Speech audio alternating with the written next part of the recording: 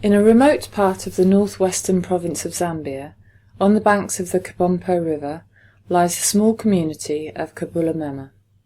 At the heart of this community is the Falconer Children's Home.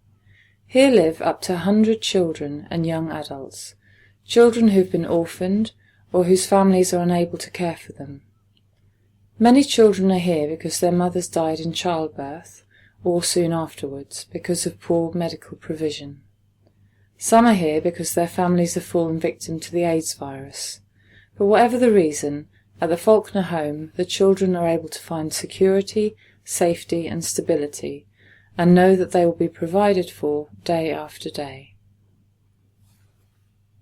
The home is run by a dedicated staff, many of whom grew up at the home themselves. For them, working at the home is not just a job, but a calling and a way of life.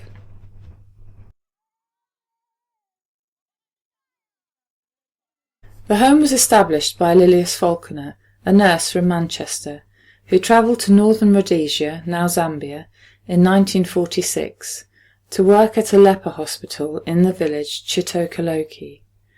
There she saw the plight of little babies left to die when their mothers died in childbirth. After agreeing to care for one such child, within a year 5 more were brought to her.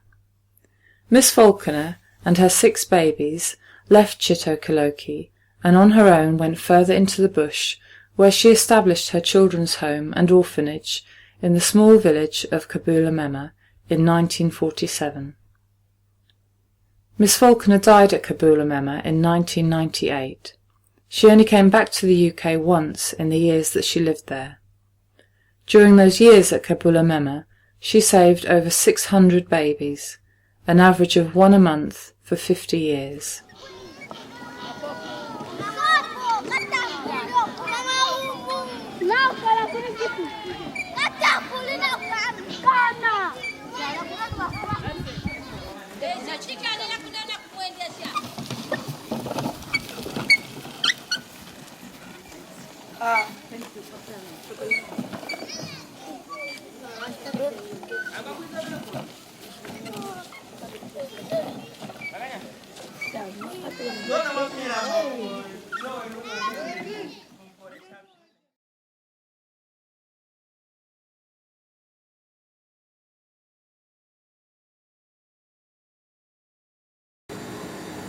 It is a home that has a lot attached to it.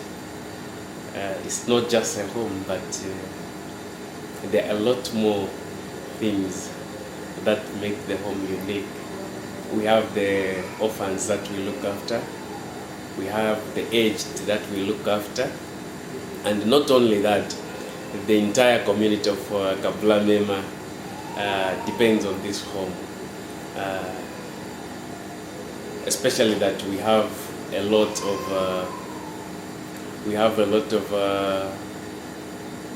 less privileged around who need a lot of support, and there's nowhere else they can find that help, but the Falconer home is always there to help the less privileged, especially those that are below 10. We are helping quite a lot. I think I can give an example of the deaf boy who came, and he lives with a grandmother, and this grandmother cannot afford even a t-shirt, a shirt, and the trousers, and so the home really provides for such. And the main thing that makes the home unique is the orphans that we look after. The home looks after a day-old baby up to young adults. Yes, so that really makes the home unique, and that makes it good to everyone who stays within the home.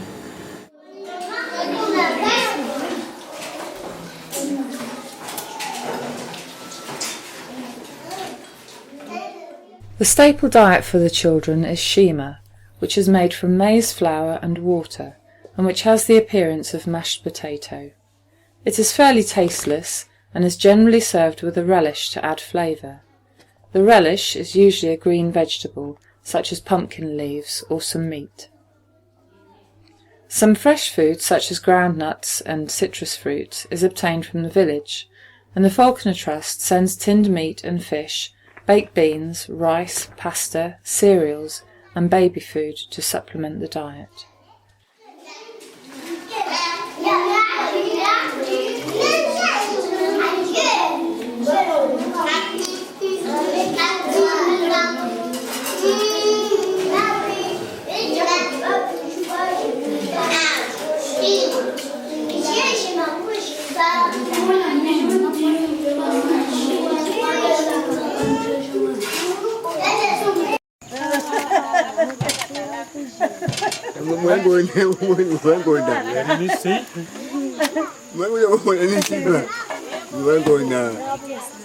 It's a bit hot in there.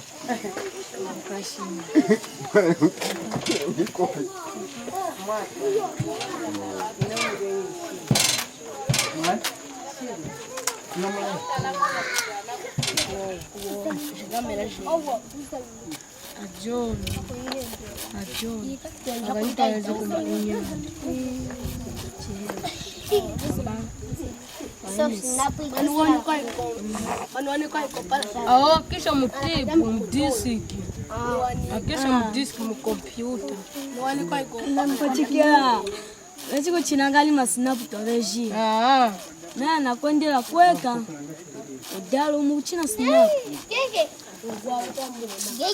na kwendela kweka mama ana mkopo ngwawo kutoa.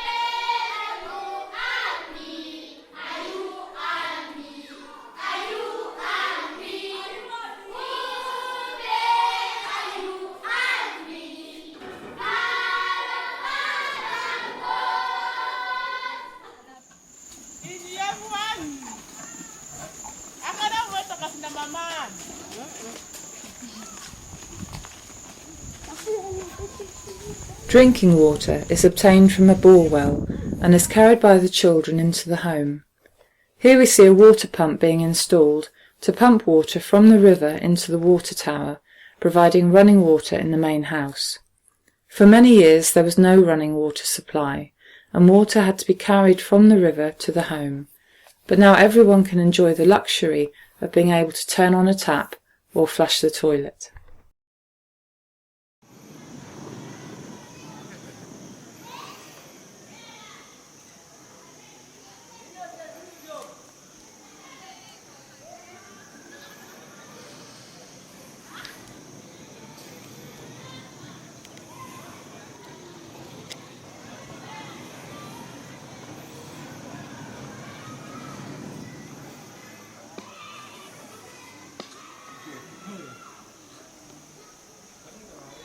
You look at the challenges that you have when bringing up this child. This child would need shelter, this child proper shelter definitely, and this child would need also food. It requires clothing, and then security, education, all that. So, in short, those are children's rights.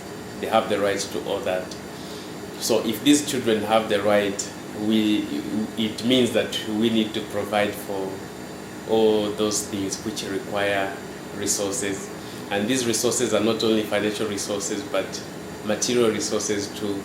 material resources, human resources, and financial resource is the major one, together with the material. Material, we mean clothing, and not only clothing, but all the things that must be brought together to make this person know that I'm living or I'm being cared for. Food also is another challenge that we face. Everything we really have to buy and barter. So to find food for the day is always a challenge. Clothes also, we need to buy clothes. And looking at our economy, it's not a stable economy.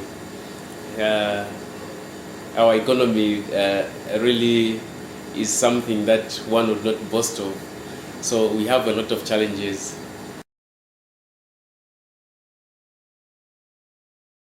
The staff at the home are striving towards greater self-sufficiency. They now breed a variety of livestock in order to provide food. A new piggery has been built, and the pigs have provided their first litter. A herd of goats is also kept, as well as chickens, turkeys and ducks.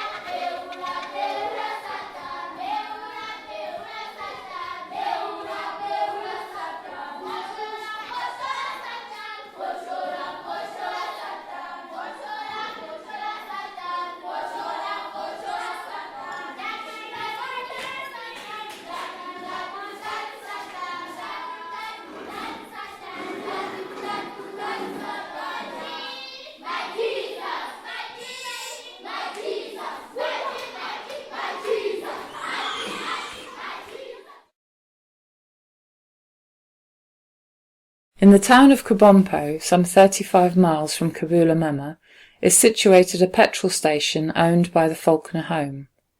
The running of the station has been taken over by a company who give the home a share of the profits. This ensures that the home has a regular supply of diesel to run its electricity generator.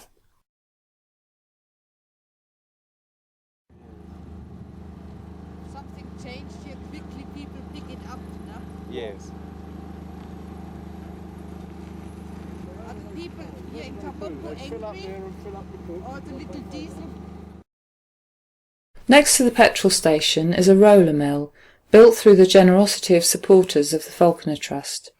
When it's ready to go into operation, the mill will be able to produce maize flour, not only for the needs of the home, but also for customers. It should therefore be able to generate a good income, helping the Falconer home to be more self-sufficient.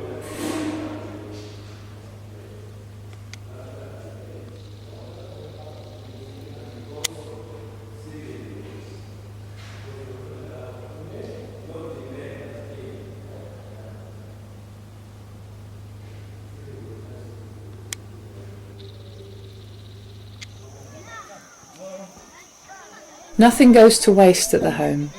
This carcass of a shipping container is being used as the structure for a food stall.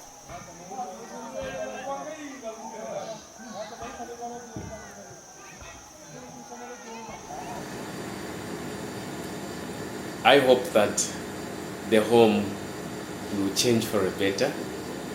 What do I mean by saying that? I hope to see this home grow to a level where our children will be able to live like children that are living in their homes, like any other child living with their parents, I would say. So how do we do that, or how are we going to do that? How do we hope to do that? By ensuring that every worker, it starts from us who are volunteering to work for these children. I hope to see all the volunteers, all the workers know really, or maybe to be child-centered, children-centered, to put children at heart, to say whatever we do, if you are sweeping, you really have to know that I'm sweeping because this child has to live in a clean environment. So if workers have that mentality, everything will really change. Again, another thing is to see the home really start generating itself, its own income, other than always depending on what the people from the UK send for us. In the time when there's a period when we don't receive what we ought to receive from the UK. So how do we survive within this place? So I hope that we find some ventures that we get into. God has blessed us with some of the assets that we have to put to use, and those assets really, I hope that we put them to use. Like the director has already started with the roller mill. Possibly, I hope to see that roller mill run.